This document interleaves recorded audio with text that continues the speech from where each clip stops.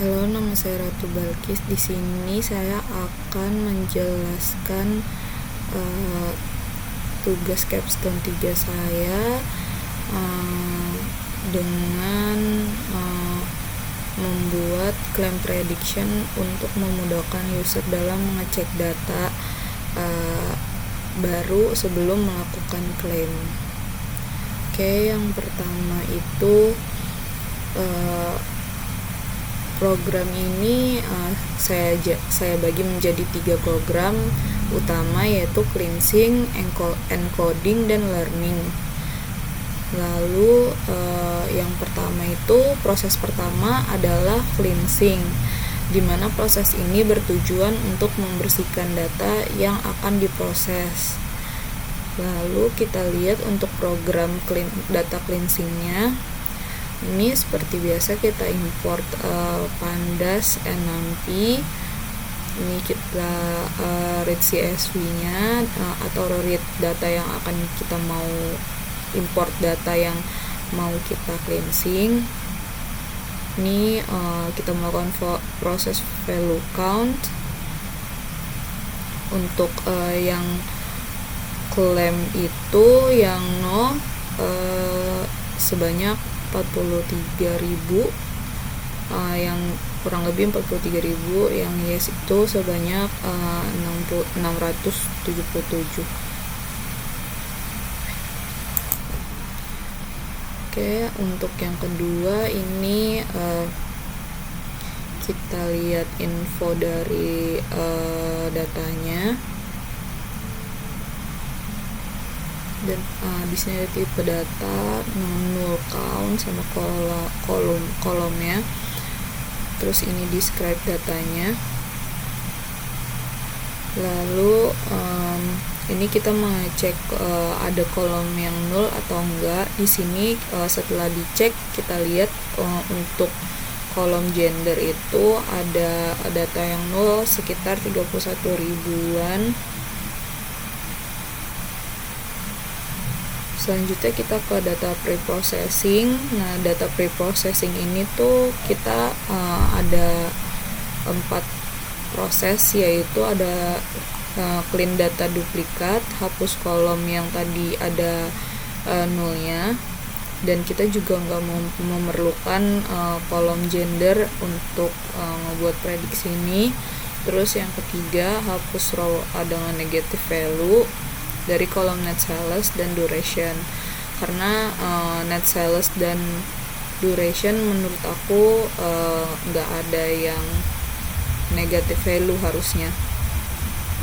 Terus selanjutnya yang nomor 4 itu kita ubah data ke kategorikal ke bentuk numerikal. Nah, ini untuk kita clean duplikat data. Ada data yang duplikat sebanyak 4 ribuan.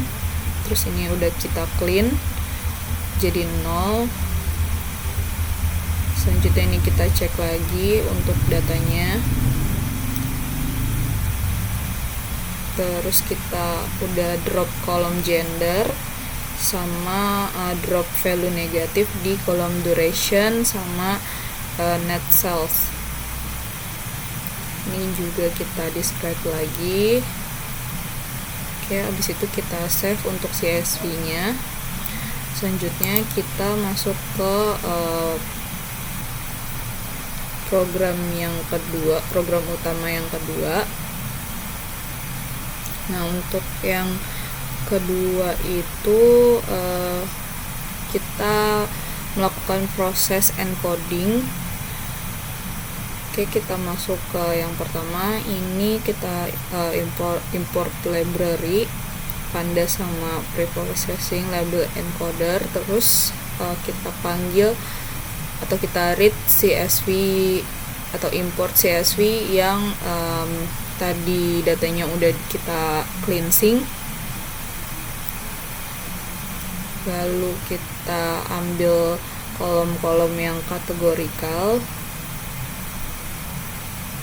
Terus kita memanggil modelnya,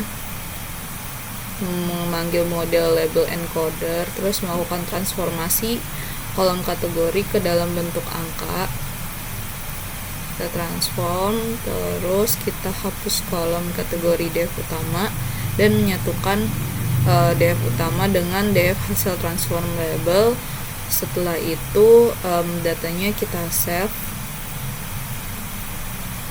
Selanjutnya untuk yang proses yang terakhir, kita lanjut ke proses learning. Seperti biasa kita import dulu library yang mau kita pakai, terus kita import data yang tadi udah di cleansing dan melalui proses transform juga atau encoder. Nah, selanjutnya ini ada test range split. Ini kita membuat variabel dulu, variabel feature yang berisi semua kolom data frame df kecuali kolom claim. Nah untuk classification-nya itu saya memakai dua metode karena ingin membandingkan mana metode yang terbaik untuk melakukan prediksi klaim. Nah, untuk mencari yang terbaik dapat dilihat dari tingkat akurasi, presisi, recall, dan F1 score dari masing-masing metode ini. Yang pertama saya menggunakan classification with random forest. Di sini saya memanggil mode random forest dulu, forest classifier dari Skilearn. Terus yang kedua melakukan training menggunakan data dan class train, menampilkan skor akurasi dari model yang sudah dibuat. Nah, untuk akurasi of random forest test modelnya itu kurang lebih 0,98%, 0,98. Terus untuk yang kedua itu saya melakukan prediksi dengan data tesnya. Ini hasilnya untuk precision, recall, F1 score, dan supportnya sekitar 98% lah untuk akurasinya. Dan untuk ini untuk yang menggunakan metode decision tree classifier. Di sini saya memanggil modulnya dulu. Yang kedua untuk melakukan training dengan menggunakan data train. Untuk selanjutnya melakukan predik dari data test dengan model yang sudah di training ya, dan selanjutnya itu evaluasi dari classifiernya. Dan ini untuk hasil akurasi, precision, recall, F1 score, dan supportnya. Untuk akurasinya 97%. Salah satu alasan saya juga memakai dua metode ini juga karena dua metode ini tuh yang paling memungkinkan untuk dipakai dengan data yang saya punya, karena data ini terlalu banyak featuresnya atau kolom-kolom yang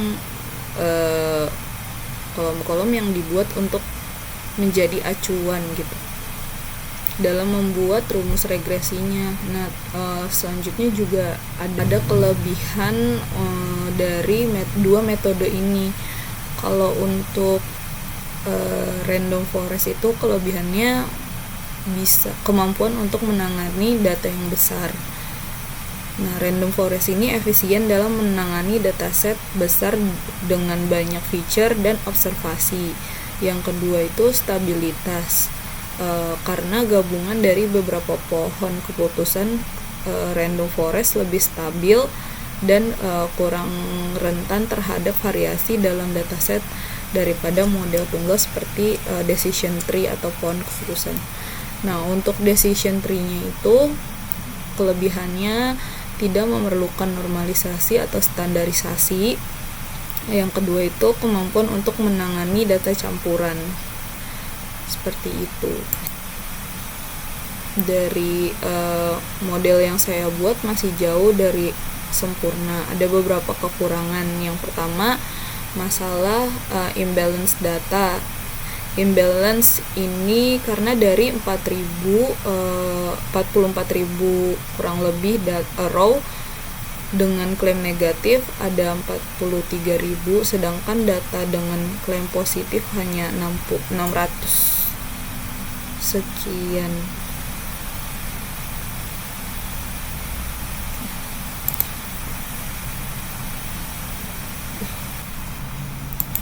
Untuk kesimpulannya, machine learning yang saya buat untuk memprediksi customer baru melakukan klaim atau tidak, itu dapat menggunakan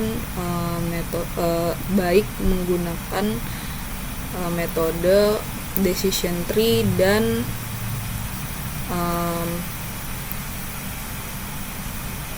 random forest karena hasil akurasinya yang baik. Terima kasih.